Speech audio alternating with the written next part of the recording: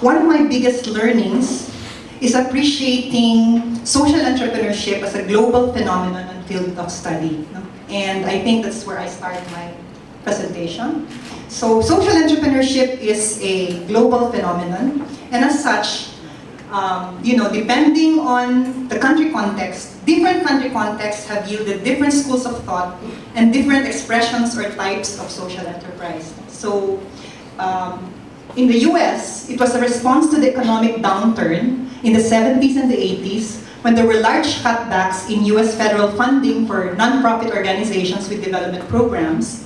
And so in the US, when you say social enterprise, earned income or market-based approaches for nonprofit organizations is the major model. In Europe, it's a response to the crisis of welfare states in the 80s, retreating from public services amid structural unemployment, so that in Europe, when you talk about social enterprise, one of the major forms is what is called work integration social enterprises. No, there are enterprises that try to provide employment to people who cannot be employed in the mainstream market. So, but in developing countries like the Philippines, I found in the process of research that it's a response to the continuing crisis of development, of worsening poverty and inequality, resulting from the failure of state and market institutions to serve the needs of the poor. And it started way back in the 80s, and I've come to call the phenomenon the rise of social enterprises with the poor as primary stakeholders. And this phenomenon of social enterprises with the poor as primary stakeholders is really driven by a paradox in many developing countries. A paradox even experienced under the administration of Pinoy. And it's a paradox of sustained economic growth, as Dean Tony was talking about. But there is jobless growth, it has no impact on poverty, and there's a widening rich-poor gap. And so what are these steps? Amidst this poverty and inequality, social enterprises with the poorest primary stakeholders, or SEPs, are social mission-driven organizations. So they're like non-government organizations that we know because they're social mission-driven. But unlike non-government organizations that are dependent on donor funding, on grants, social enterprises with the poorest primary stakeholders are like businesses. They create wealth. They're wealth-creating organizations. But unlike businesses, they create wealth not to accumulate wealth for themselves, but they create wealth and distribute that wealth to others, particularly the poor, who are their primary stakeholders. That's why in the dissertation, I call this having a distributive enterprise philosophy. The cases that I studied showed different SEPs that are engaged with the poor in different ways. No?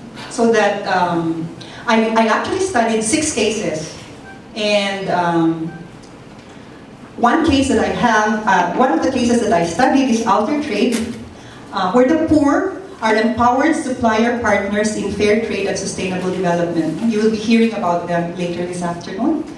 The second case that I studied was Upland Marketing Foundation Incorporated. They're also here.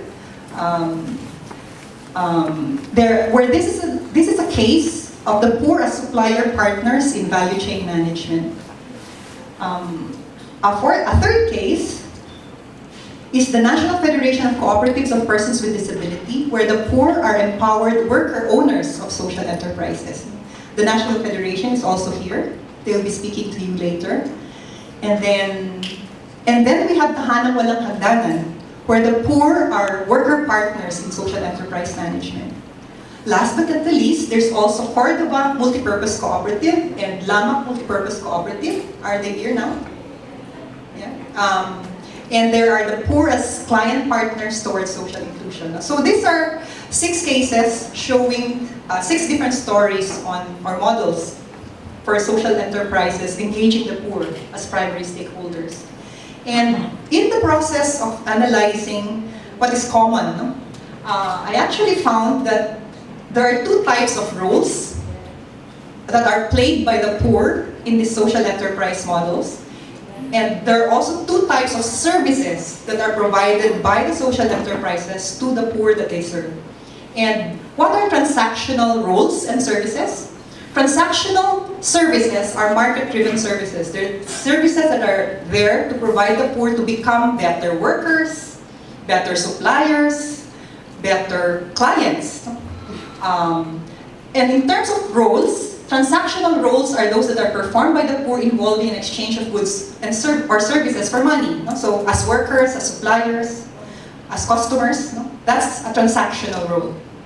But there's also the other side, which is what I would call transformational roles of the poor and transformational services that the social enterprises provide to the poor. And what are transformational roles and services?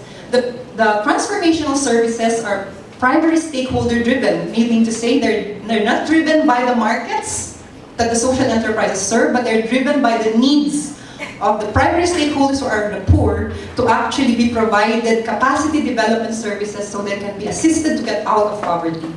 And the roles that are performed by the poor that I call transformational are those roles performed by the poor as conscious agents of change to improve their quality of life, not only of themselves, their households, but of the community, sector, and society as a whole.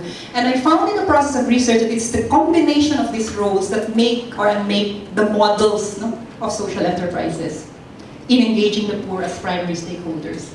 So what are these three models? Tony talked about it already earlier, no? The control, collaboration, and empowerment models. And I just wanted to show you a glimpse. I'm not going to discuss the whole thing, but just a glimpse of the three models. The control model, treat the poor as passive beneficiaries, and as has been pointed out, is related to mission drift. The poor as transactional partners have the impact of increased incomes and access to resources, leading to social inclusion. But whether it impacts on their poverty situation, meaning to say whether they move out of poverty, is another matter. I discovered that it's when the poor are engaged as transformational partners, no, that significant impacts are done on poverty reduction, because poverty is not just lowness of income. No? As Amartya Sen, a Nobel laureate, has aptly pointed out, poverty is a deprivation of basic capabilities. So it is when the social enterprises help to transform the poor so that they become actors in their own development that real poverty reduction happens. Let me just share with you what I would call insights for action. In the academic dissertation, it's called propositions, but in the popular book, it's called insights for action. But on the empowerment and collaboration models, first on the empowerment model, the poor are treated as transformational partners, and they tend to have significant qualitative impact on poverty. But the second model, which is the collaboration model, the poor are transactional partners. They tend to reach a bigger number of the poor, but they have less qualitative impact on their poverty situation.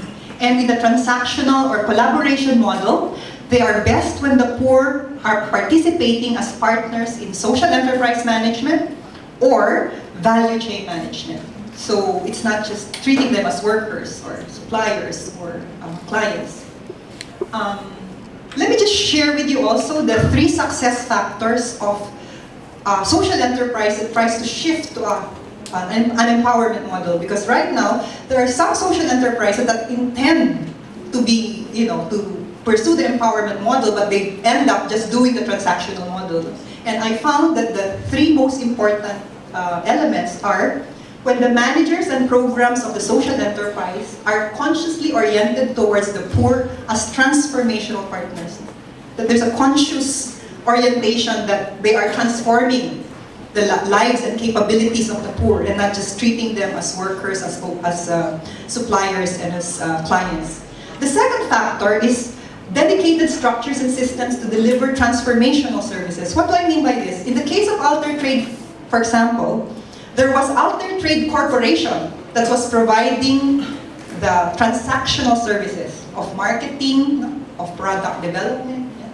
But there was also Alter Trade Foundation that was providing the capacity development with the poor to the extent that they actually went beyond the value chain of sugar in order to help the poor to actually diversify their sources of income through cooperatives and through so that it was no longer just the engagement in the value chain of sugar that pulled them out of poverty, but the combination of incomes coming from the action of the poor themselves and their own cooperatives and their participation in the value chain of sugar.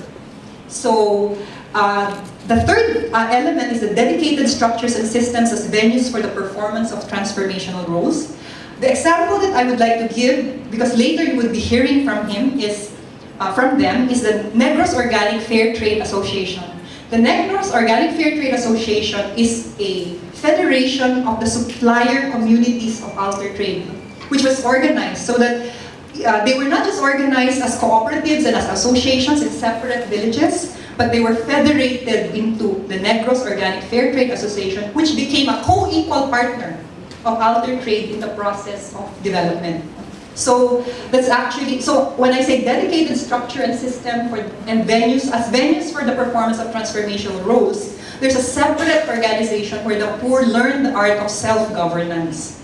It's not just the poor being engaged by the social enterprise, right? So all told, social enterprises with the poor as primary stakeholders are responses to the failure of market and state institutions to serve the needs of the poor. They provide a combination of transactional and transformational services, because as I've said, poverty is not just a deprivation, or it's not just low incomes, but a deprivation of basic capabilities. And lastly, the poor positively contribute, the social enterprises with the poor as primary stakeholders positively contribute to creation of economic and social value, but much of that value is not economic activities. They actually use a combination of principles as actors in economic development. And just to give you a sense, I identified 6 principles. The first principle is sustainability. The second is redistribution. The third is ethical or mindful markets. The fourth is solidarity. The fifth is reciprocity. And the sixth is innovation.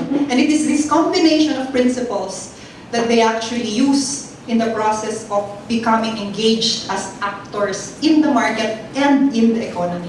So that they're just not, working towards getting engaged in markets or mainstream markets, but some of them are actually engaging markets to become more mindful, more ethical, but others locate themselves in the social and solidarity economy.